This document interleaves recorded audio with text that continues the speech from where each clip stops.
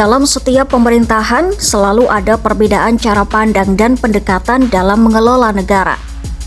Terkadang, perbedaan itu tak selalu buruk, justru bisa menunjukkan bagaimana pemikiran besar sedang beradu untuk mencari jalan terbaik. Namun, ketika dua sosok berpengaruh seperti Luhut Binsar Panjaitan dan Purbayayudi Sadewa saling beradu pendapat, cerita itu bukan sekadar perbedaan biasa. Ini adalah cermin dari tarik-menarik dua kekuatan besar antara ambisi investasi dan kehati-hatian fiskal.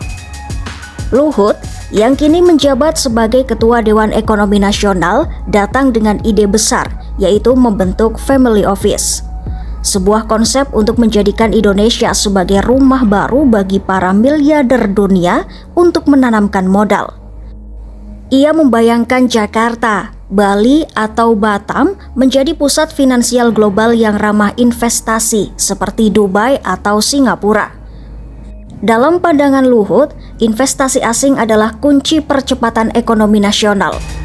Baginya, APBN hanya menyumbang sekitar 10 hingga 15% dari total perekonomian Indonesia. Artinya, tanpa aliran modal baru, pertumbuhan akan berjalan lambat. Luhut ingin membuka gerbang selebar-lebarnya bagi investasi global dan ia siap mengambil resiko untuk itu. Tapi di lain sisi, ada Purbayayudi Sadewa, Menteri Keuangan yang dikenal berhitung dengan sangat cermat. Ia bukan anti investasi, tapi ia memilih langkah hati-hati. Baginya, setiap insentif pajak dan kemudahan investasi punya konsekuensi. Dan jika salah perhitungan, konsekuensinya bisa fatal, seperti kebocoran anggaran, defisit yang melebar, bahkan krisis keuangan. Purbaya masih mengingat bagaimana proyek-proyek besar seperti kereta cepat Wus sempat membebani keuangan negara. Maka, ketika ide Family Office diluncurkan, Purbaya tidak menolak, tapi ia menegaskan bahwa ia tidak akan mengalihkan anggaran ke arah sana. Pernyataan itu menggambarkan sikapnya yang tegas menjaga disiplin fiskal sebagai benteng terakhir kedaulatan ekonomi. Menariknya, Luhut menyebut bahwa ide Family Office ini sudah dikaji menggunakan kecerdasan buatan atau AI. Algoritma dan data besar digunakan untuk memprediksi dampaknya terhadap ekonomi nasional. Namun, Purbaya menanggapi dengan dingin. Baginya, AI tidak bisa menggantikan hati nurani fiskal. Teknologi boleh membantu, tapi keputusan keuangan negara tetap harus berpijak pada akal sehat dan kehati-hatian manusia. Pertarungan gagasan ini ibarat dua film berbeda yang diputar bersamaan. Luhut tampil sebagai film laga, cepat, penuh aksi dan ambisius. Sementara Purbaya hadir sebagai film dokumenter ekonomi, tenang, logis, namun penuh perhitungan. Keduanya penting. Tanpa Luhut, kemajuan bisa berjalan lambat.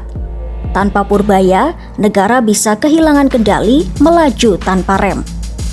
Namun, jika perdebatan ini berlanjut tanpa titik temu, resikonya besar.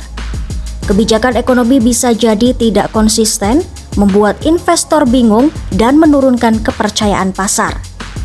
Insentif yang berlebihan bisa memperlebar defisit fiskal, dan ujungnya rakyatlah yang menanggung akibatnya. Pembangunan terhambat, subsidi berkurang, dan ketimpangan sosial makin melebar. Lebih dari itu, ketegangan di lingkaran ekonomi pemerintahan bisa memunculkan ketidakpastian politik, sesuatu yang sangat dihindari investor global. Sebenarnya, konflik Luhut dan Purbaya bukan sekadar soal Family Office atau kebijakan pajak. Ini adalah refleksi dari dilema klasik negara berkembang. Bagaimana menyeimbangkan keinginan untuk tumbuh cepat dengan kewajiban menjaga keuangan negara untuk tetap sehat. Dua hal yang sama-sama penting, namun seringkali sulit berjalan beriringan. Mendorong investasi memang membuka peluang, tapi tanpa kontrol ia bisa menjadi jebakan. Sebaliknya, terlalu berhati-hati bisa membuat peluang emas terlewat begitu saja.